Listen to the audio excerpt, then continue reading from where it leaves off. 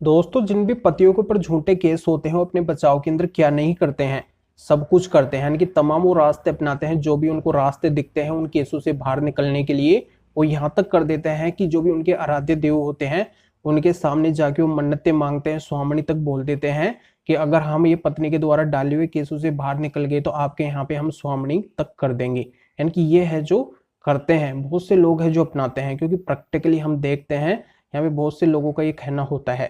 तो यहाँ पे ऐसा एक मामला है, इसके अंदर क्या होता है कि पत्नी आईपीसी 490 और 125 सीआरपीसी दोनों केसों को हार जाती है और पत्नी का यहाँ पे है जो मुंह काला हो जाता है। तो ये बहुत ही महत्वपूर्ण जजमेंट है, इसकी जानकारी आपको इस वीडियो के अंदर मिलने वाली है। यानी कि जिन भी पति के ऊपर अगर ये दो केस चल रहे हैं, आईपीसी 490 और सीआरपीसी 125, तो उनके लिए वीडियो है जो बहुत ही खास है, इसलिए अंत तक पूरा वीडियो देखना है, तभी पूरी जानकारी समझ में आएगी, क्योंकि आधे अधूरे वीडियो से कोई भी जानकारी समझ में नहीं आती है। तो नमस्कार दोस्तों, और आप अपने इस चैनल को अभी तक सब्सक्राइब नहीं किया है तो सब्सक्राइब करके बेल आइकन को अवश्य दबा दीजिए। तो चलिए शुरू करते हैं। तो दोस्तों, यहाँ पे मैं इस मामले के अकॉर्डिंग समझा देता हूँ कि दो कपल की शादी होती है, कुछ टाइम के लिए तो दोनों है जो अच्छे से रहते हैं। फिर यहाँ पे पत्नी के बहुत से आरोप है जो पति के ऊपर लगाए जाते हैं। यहाँ पे है जो पत्नी के द्वारा विशेष रूप से दो केस है जो पति के ऊपर कर दिए जाते हैं। एक तो आईपीसी 498 का और दूसरा 125 सीआरपीसी मेंटेनेंस का। तो इन केसों के अंदर है जो पत्नी की ये आरोप होते हैं कि शादी के टाइम पे पत्नी पक्ष ने बहुत अच्छी है जो शादी करी है, शादी के अंदर सभी आइटम फर्नीचर ज्वेलरी केस के अंदर रुपया यानी कि सारा सब कुछ है जो दिया है, अपनी क्षमता से भी बढ़कर यहाँ पे पत्नी पक्ष ने शादी की है। पति पक्ष की हर एक डिमांड की यहाँ पे पूर्ति की गई है।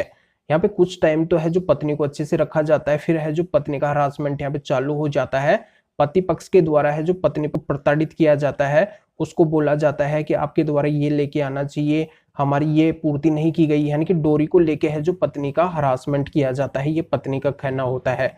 और इसी बीच है जो इस हरासमेंट की वजह से है जो पत्नी बहुत ज्यादा बीमार हो जाती है।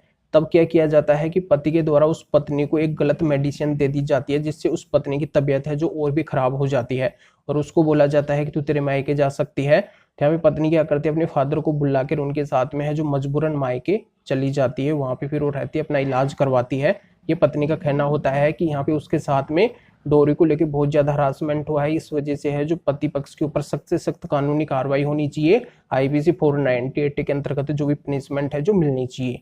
तो यहाँ पे जब कोर्ट के द्वारा मामले को देखा जाता है तो ये पाया जाता है कि पत्नी के द्वारा जो भी आरोप लगाए गए हैं, इन किसी भी आरोप को है जो पत्नी साबित नहीं कर पा रही है, और यहाँ पे पत्नी के पास में ऐसे कोई भी एविडेंस नहीं है। पत्नी के बयान तो और कुछ है, पत्नी के जो फादर है उनके बयान है जो और कुछ है। तो यहाँ पे दोनों को बयान है वो भी मैच नहीं हो रहे हैं। इस आधार से है जो पति को आईपीसी 498 से बरी कर दिया जाता है, यानी कि पति है जो आईपीसी 498 से आजाद हो जाते हैं और पत्नी है जो आईपीसी 498 को हार जाती है। अब अपन बात करें सीआरपीसी 125 की, तो इसके अंदर क्या होता है कि जो पति आईपीसी 498 से बरी हुए हैं तो उसकी जजमेंट की कॉपी को ले जाके 125 सीआरपीसी के अंदर लगा देते हैं, और वहां पे बताया जाता है पति के द्वारा कि ये देखिए मैंने गलत नहीं किया है, पत्नी ने मेरे साथ में गलत किया है, ये देखो इसने झूठा केस डाला है, इस वजह से है जो मैं इस केस से बाहर निकल गया। तो यहाँ पे पत्नी है जो खुद मुझे छोड़ के गई है, वो जानबूझ के है जो मेरे से अलग रह रही है। यहाँ पे पत्नी है जो किसी भी आरोप को है जो साबित नहीं कर पाई है। तो यहाँ पे जब पत्नी गलत है तो इस पत्नी का मेंटेनेंस नहीं बनना चाहिए। तो यहाँ पे कोर्ट के द्वारा सब कुछ देखते हुए यहाँ पे पत्नी का कोई भी मेंटेनेंस है जो नहीं बनता है, यानी कि पत्नी के मेंटेनेंस के केस को खारिज कर दिया जाता है। अब पत्नी इसकी रिवीजन डालती है हाई कोर्ट के अंदर, फिर हाई कोर्ट के द्वारा फिर से मामले को देखा जाता है और ये पाया जाता है कि पत्नी के द्वारा यहाँ पे तमाम बेबुनियाद आरोप लगाए गए हैं। पति के ऊपर आईपीसी 498 का झूठा केस किया गया है और पत्नी है जो अपनी मर्जी से ही पति से अलग रह रही है, यानी कि पत्नी यहाँ पे कुछ भी साबित नहीं कर पाई है कि उसके साथ में गलत हुआ है, वो है जो जानबूझ के अलग रह रही है। और यहाँ पे पत्नी के बयान और उसके फादर के बयान, दोनों के बयान है जो अलग अलग है।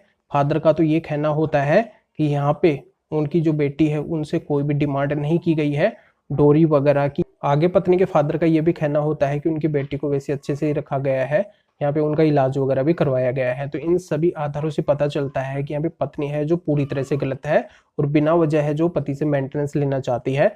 तो इन सभी को देखते हुए पत्नी के मेंटेनेंस के केस को पूरी तरह से खारिज कर दिया जाता है, यानी कि ये बोला जाता है कि यहाँ पे पत्नी है जो मेंटेनेंस के हकदार इस आधार से नहीं है। तो इसी से है जो पत्नी दोनों केसों को हार जाती है, यानी कि 498 को भी हार गई और यहाँ पे 125 सीआरपीसी को भी हार गई, यानी कि हार का कलंक है जो पत्नी के ऊपर लग गया, यानी कि पत्नी का मुंह काला हो गया। तो जानकारी यहाँ पे समझ में आ गई होगी, तो वीडियो को जरूर लाइक करें और शेयर भी करें, जो और लोगों तक ये जानकारी पहुंच सके, वो भी है जो फायदा उठा सके।